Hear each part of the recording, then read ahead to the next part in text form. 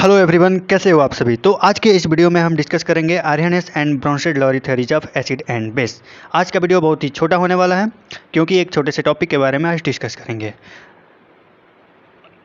तो ये acid base and salt chapter का एक छोटा सा टॉपिक है। तो देखो, Arrhenius theory of acid and base के बारे में सबसे पहले डिस्कस करेंगे। देखो, इस थ्योरी को आर्यनेस नाम के एक साइंटिस्ट ने दिया था। ओके, अब जिस सब्सटेंस के बारे में उन्होंने डिस्कस करा था ना, उस सब्सटेंस को ही देखो, एसिड को आर्यनेस एसिड बोलेंगे और बेस को आर्यनेस बेस बोलेंगे। तो अकॉर्डिंग टू आर्यनेस एसिड है क्या? तो देखो, जब भी किसी सब्सटेंस को हम वाटर में डिजॉल्व करते हैं और वो किस में डिसोसिएट हो रहा है, H+ आयन में डिसोसिएट हो जा रहा है, तो उसको हम क्या बोलेंगे? आर्यनेस एसिड बोलेंगे। अब H3+, देखो, जब भी एसिड को जब हम डिजॉल्व करेंगे ना वाटर में, जब भी एसिड को क्या करेंगे, वाटर में डिजॉल्व करेंगे, तो वो क्या करेगा, एसिड H+ देगा। ओके, या फिर H3O+। ओके, H+ या H3O+ देगा। और ये H3O+ जो है ना आयन, इसको हम क्या बोलेंगे? हाइड्रोनियम आयन बोलेंगे। हाइड्रोनियम आयन बोलेंगे। अब देखो, एक बार देखते हैं कि ये हाइड्रोनियम आयन जो होता है, आखिर में इसका फॉर्मेशन कैसे होता है। तो देखो, जब भी हम देखो, मान लो ये HA एसिड है और इसको हम वाटर में डिजॉल्व करते हैं। ये वाटर है तुम्हारा। ओके, तो इसमें क्या होगा, इसमें क्या करेगा, ये H+ आयन देगा। क्या देगा? ये H+ आयन देगा ना इसमें। और यहाँ पे H2O पहले से है। अब H2O के पास क्या है, H2O को अगर हम तोड़ें तो H+ और OH- है। ओके, अब ये H+ जो है, H+ आयन फ्रॉम एसिड वाला जो H+ आयन है, वो क्या होगा, ये H+ आयन यहाँ पे जा करके इंटरेक्ट करेगा। ओके, अब देखो, एक बार H2O का हम पूरा स्ट्रक्चर देखें तो O, फिर इधर H और इधर OH-, और इसके पास एक लोन पेयर होता है ना, ऐसे 2 लोन पेयर इलेक्ट्रॉन होते हैं। और हाइड्रोजन के पास क्या होता है, एक वैकेंसी होता है, यानी कि खाली एक जगह होता है हाइड्रोजन के पास। अब ये क्या करेगा, ऑक्सीजन जो होता है ना, वाटर का ऑक्सीजन, ये अपना लोन पेयर इलेक्ट्रॉन दे देगा किसको, हाइड्रोजन को, और दे करके क्या बना लेगा, एक कोऑर्डिनेट बॉन्ड बना देगा। क्या बना लेगा? Coordinate bond. अब देखो, ये अपना इलेक्ट्रॉन, वाटर जो है ना, अपना इलेक्ट्रॉन शेयर कर रहा है किसके साथ, हाइड्रोजन के साथ, और फॉर्म कर रहा है कोऑर्डिनेट बॉन्ड। अब एक कोऑर्डिनेट बॉन्ड बन गया इसके साथ, हाइड्रोजन के साथ, एसिड वाले हाइड्रोजन के साथ। और कोऑर्डिनेट भी क्या होता है, कोवैलेंट बॉन्ड ही होता है, शेयरिंग से ही बन रहा है। तो इसका स्ट्रक्चर कैसे हो जाएगा, H3O+ हो जाएगा। ओके, एक H+ आ गया ना इसके पास, तो इसी को बोल दिया हम हाइड्रोनियम आयन। ओके, ये हो गया, ऐसे हाइड्रोनियम आयन का फॉर्मेशन होता है। तो वही आर्यनेस एसिड कौन हो गया, जब भी किसी सब्सटेंस को हम वाटर में डिजॉल्व कर रहे हैं और वो H+ और या H3O+ आयन में डिसोसिएट हो जा रहा है, तो उसको हम क्या बोल देंगे, हाइड्रोनियम आयन बोलेंगे, सॉरी, उसको आर्यनेस एसिड बोलेंगे। अब नेक्स्ट बात आता है आर्यनेस बेस का। तो देखो, जब भी किसी सब्सटेंस को डिजॉल्व करने पर वो किस में, OH- में डिसोसिएट हो जा रहा है। जैसे मान लो BOH कोई बेस है। ओके, BOH क्या है, किसी बेस है, और इसको हम वाटर में डिजॉल्व कर रहे हैं, H2O में डिजॉल्व कर रहे हैं, और ये B+ और OH- में क्या हो रहा है, टूट जा रहा है, अलग अलग हो जा रहा है, डिसोसिएट हो जा रहा है। ओके, तो उस सब्सटेंस को हम क्या बोलेंगे, आर्यनेस बेस बोलेंगे। ओके, कुछ एग्जाम्पल है, जैसे एसिड का एग्जाम्पल देखते हैं तो क्या है, तुम्हारा हाइड्रोक्लोरिक एसिड हो गया, सल्फ्यूरिक एसिड हो गया, नाइट्रिक एसिड हो गया। और बेस का एग्जाम्पल में क्या आ जाएगा तुम्हारा, sodium hydroxide, potassium hydroxide, calcium hydroxide. ये किसका एग्जाम्पल हो गया, बेस का। तो देखो, HCl को अगर वाटर में डिजॉल्व करते हैं तो किस में टूटेगा, H+ और Cl- में टूटेगा। H2SO4 को डिजॉल्व करेंगे, अगर वाटर में डिजॉल्व करेंगे तो ये 2H+ और SO4- में डिजॉल्व, ये टूटेगा। ओके, तो ये देखो 2H+ में टूटा ना, यहाँ भी H+ मिल रहा है, यहाँ भी H+ मिल रहा है।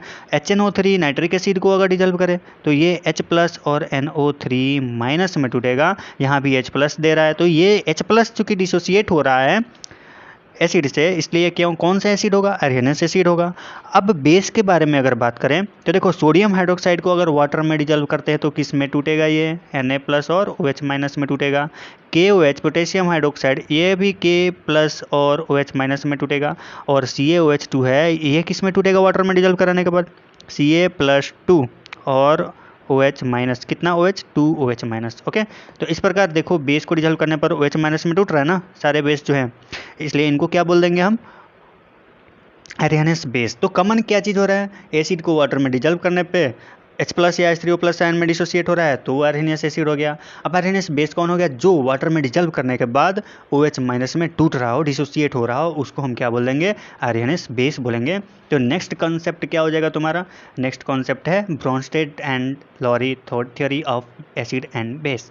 ब्रोंस्टेड लॉरी, अब ये दो साइंटिस्ट थे, एक ब्रोंस्टेड थे और एक लॉरी, दो साइंटिस्ट ने मिल करके ये कंसेप्ट दिया था तो इसलिए इसको हम ब्रोंस्टेड लॉरी कंसेप्ट ऑफ ये एसिड एंड बेस बोलेंगे, या थ्योरी ऑफ एसिड और बेस, एसिड एंड बेस बोलेंगे। Okay, Bronsted and Lowry theory of acid and base. Okay, तो इसके according to Bronsted Lowry theory of acid and base, तो Bronsted acid किसको बोलेंगे? तो देखो इसको दो H+ या H+ को और क्या बोलेंगे? प्रोटॉन बोलेंगे। क्या बोलेंगे? प्रोटॉन। H+ को प्रोटॉन भी बोलते हैं। ओके, प्रोटॉन के डोनेट करने या एक्सेप्ट करने के टेंडेंसी पे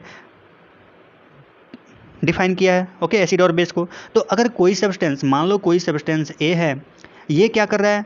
अपने पास से ये H+ को डोनेट कर रहा है किसी और सब्सटेंस बी के पास, बी को डोनेट कर रहा है ये H+, तो ए जो होगा ये ब्रोंस्टेड एसिड होगा। डोनर होता है ना, उसको ब्रोंस्टेड एसिड बोलेंगे। ए वाले को क्या बोलेंगे? ब्रोंस्टेड एसिड बोलेंगे। और वही जो एक्सेप्ट कर रहा है, देखो यहाँ पे बी क्या कर रहा है? बी जो है ना ए से H+ को एक्सेप्ट कर रहा है, यानी कि ले रहा है, तो लेने वाले को क्या बोलेंगे?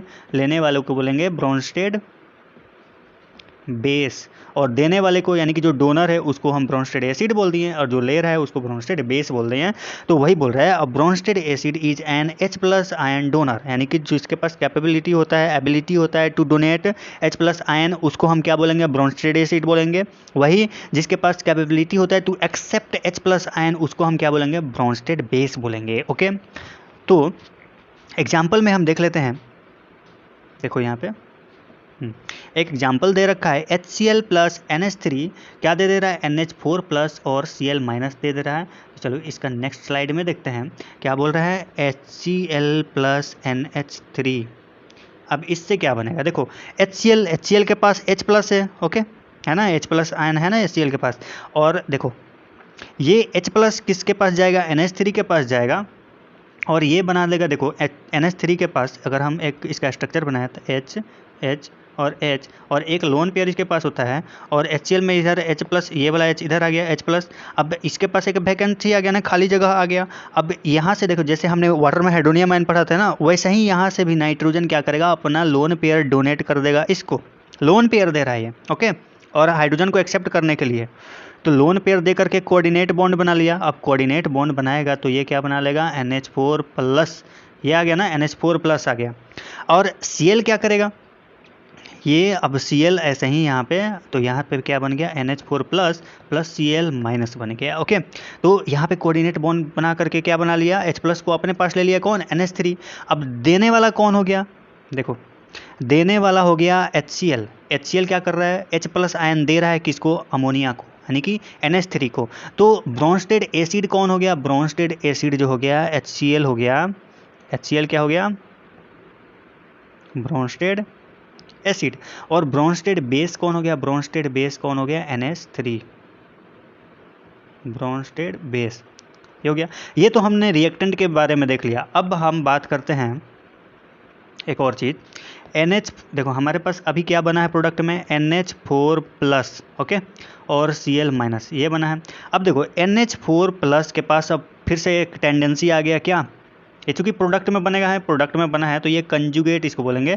तो ये इसके पास एक H+ एक्स्ट्रा है, एक H+ क्या है? एक्स्ट्रा है, तो ये इसके पास डोनेट करने का टेंडेंसी आ गया, यानी कि ये क्या हो जाएगा? अब कंजुगेट, पहले अमोनिया क्या था? एसिड था, उसका कंजुगेट बेस हो जाएगा अमोनिया का। देखो NH3 का कंजुगेट बेस कौन हो जाएगा?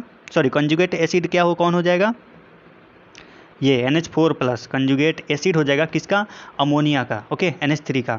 और Cl- के पास अब क्या होगा? एक एक्सेप्ट करने का टेंडेंसी हो गया ना, एक्सेप्ट करके ये एसिड बनाएगा, यानी कि अब बेस हो जाएगा, कंजुगेट बेस हो जाएगा, कंजुगेट बेस। ये प्रोडक्ट का बात कर रहा है। ओके, अभी हमने रिएक्टेंट में भी देख लिया एसिड और बेस से, और जो प्रोडक्ट में बना है वो कंजुगेट एसिड और कंजुगेट बेस होगा। NH4+ किसका कंजुगेट एसिड होगा? NH3 का। और Cl- किसका कंजुगेट बेस होगा? HCl का। ओके,